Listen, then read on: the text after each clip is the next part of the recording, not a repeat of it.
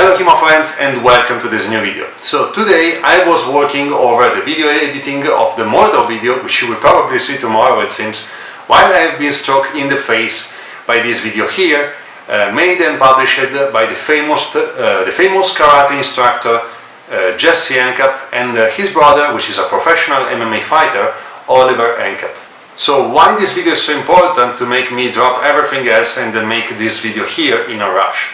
So this video is talking about solo forms, but applied to MMA fighting. So as I said, Oliver Enkamp is a professional MMA fighter, and in this video here he is creating a solo form, a kata, for MMA fighting. This is really interesting because many people criticize solo forms or katas because they are so far away from reality. So this is the main criticism, made in different ways, of course, that we sometimes hear in terms of solo forms or katas. But solo forms have great value in training one person, a fighter. And here we see that this is true. We see someone which is practicing for competitions in a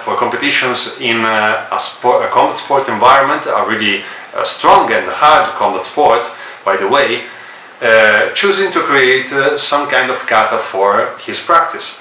So first of all, I would suggest you to give a look to the video itself. It's linked in the video description. It's a very interesting and cool video to watch.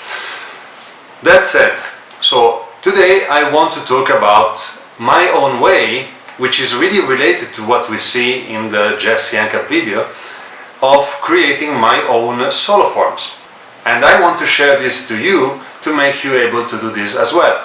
So first of all, to create the very basic solo form, which is even an action, you need one thing which is really important. You have to be able to perform this kind of action in a fight. So this is in my experience, is extremely important. If you want to create a kata, you need to know how to apply the action in the first place. Now, you know, the solo form is part of a process of training, and to create this part of the process, you need the first parts, which are application. So you can't train something to remember it if you don't know it in the first place. Now, there are some styles of martial arts which are mainly practicing katas, but this is another story. These are other traditions with other objectives. It's a different thing. If you want to use your form to train yourself for a fight, you should be able to do the action first. So, you have to give a look to what you're able to do. How you can do it.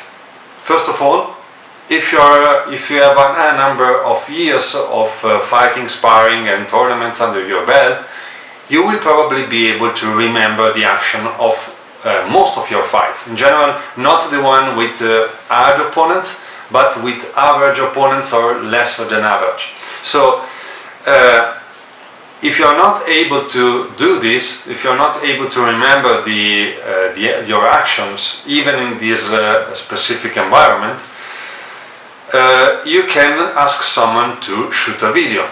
So you can watch yourself fighting and you can understand what you're able to do more or less in a proper way. So when you have decided, when you have understood what action you're able to perform, and which action you're performing well or in a good way, you can decide to pick up this action and train them as a solo form. So the first step is simply this. Pick the action that you're able to perform in a clean way, possibly, of course, and here I am talking about landing the action in a clean way without double hits or whatever.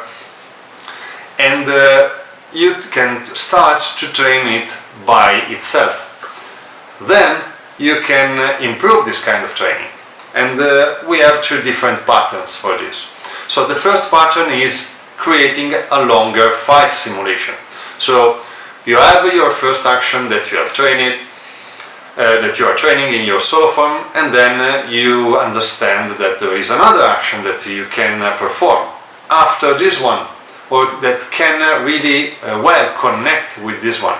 So for example, I start to train as a first action one parry and riposte. So I parry in frontale, I strike my reverso.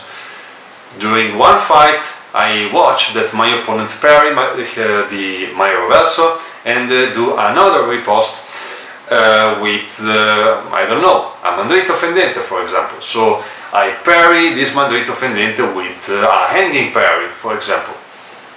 And then I start to train this action because I know that it may happen. In my experience, it happened to me, and I was able to deal with this situation. And then I can train this to make this situation happen in a more controlled way and in a more constant way, so with more consistency. So this is the second step, I will say. So creating an action, a longer action, which connect two bits of actions. So this is the main way in which you can create a longer kata. So you can replicate a fight, which is something like doing shadow boxing, but without improvising the action. So this is the first thing. The second option is creating a kata which is not connected as before. So let's say fight situation, a longer fight situation, but connecting different actions which share the same principle. So for example, you can connect 6 parry and riposte made in different ways, or you can connect every action that you do that use the mandrito fendente as an attack.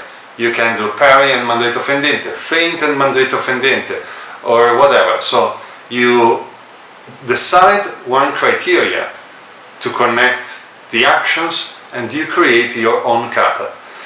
So why this is important? Create a criteria to, which you base on your own kata. This is important because when you are practicing your solo form, you have to remember what you created it for.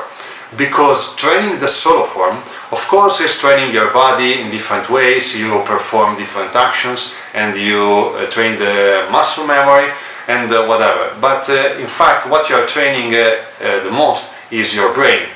So you are making your brain able to perform these actions and relate them to the real situation that you have lived. So this is really important because you have to be aware always of what you are doing in solo form. This is the only way in which you being rewarded with 100% of the value of this kind of training.